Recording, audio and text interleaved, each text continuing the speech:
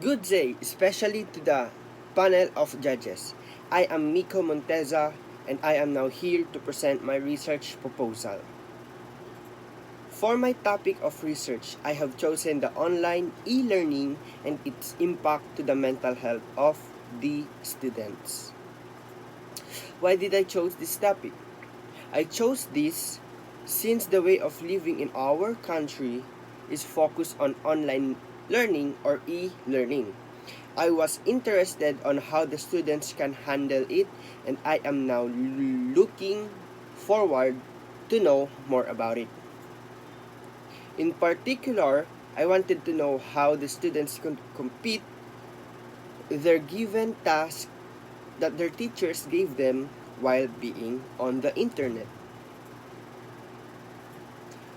The purpose of this study is to determine how the online learning platform differs to the face-to-face platform and how it affects the mental health of a student. How the face-to-face and online learning differ through the student performance in the class hours. Rationale. While there are some students who are thriving through online learning, the toll of the virus, isolation, increased workloads, and other associated effects are rising among many students, staff, and of course, faculty members. It must not be underestimated. Every institution must address these challenges that threaten the well-being of their constituents. Schroeder, 2020.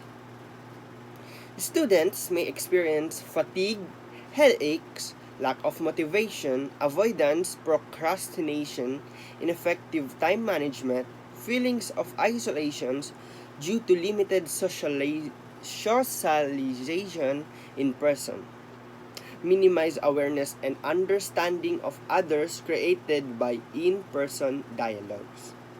Wiles, 2020. Lack of reliable internet connection, access to smart devices, and the absence of a proper learning environment could all lead to students struggling to cope up with remote learning. Roche, 2020. Increased screen time usage, especially for non-academic activities, has been found to be linked with increases in depression, anxiety, and perceived attention problems, Kat Zainstein said. Many international students who are now in different time zones have had to adjust their sleep cycle in order to attend class. Balaram, 2020. More and more adult learners are finding the convenience and flexibility of online learning a match for their learning goals and busy lifestyle. Online degree programs, courses, and virtual universities targeting adult learners have proliferated in the past decade. This was said by Roper from 2007. E-learning, without a doubt, has fixed its roots in the surface of education. With the increased speed of internet connections, opportunities for multimedia training have risen. Even social media has left a great impact on education and is evolving it constantly. Rajput from 2019 said. In 2017, a total of 19.7 million students enrolled in course at degree-granting post-secondary institution. Of these, 6.6 million students enrolled in some form of distance education courses. These are the data I have collected from the internet. Online classes are convenient for students who have more challenges and external commitment. For example, distant learning makes it possible for students to take courses not available to them where they live. Additionally, distant learning can teach students how to survive in a technology-oriented, globalized society. Furthermore, some universities such as Massachusetts Institute of Technology require students to take online courses as a prerequisite requirement for certain program.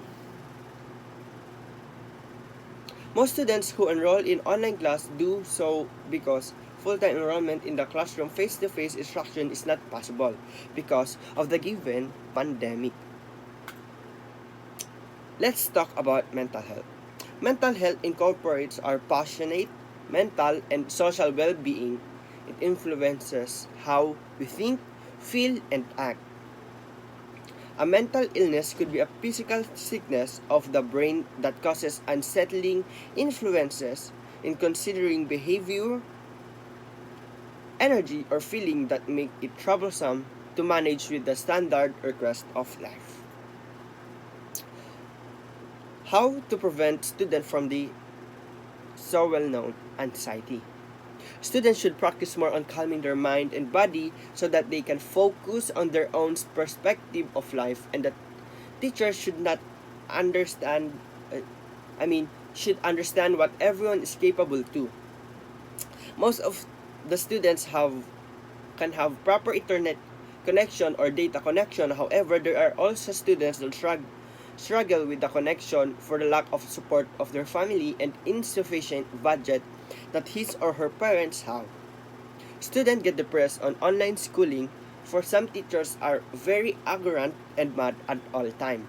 So that if a student hear or get roasted by his teacher, his mental health will be affected, and that will lead to an anxiety or to a depression. Also, the list of activities and homeworks that the teacher is putting and placing in the hands of the student is very depressing. Not only it's hard, but as I said earlier, it depends on what place do you live and if you do have an internet, because most of the students don't have internet. Therefore, when the deadline of submission came to the student is just disappointed to himself for he or she can do his or her activity on time. These are some references: Halupa 2016, Balram 2020, Schroeder 2020, Magsambol 2020, Roper 2007, Bustamante 2020, Balram 2020, Roche 2020. Thank you and God bless.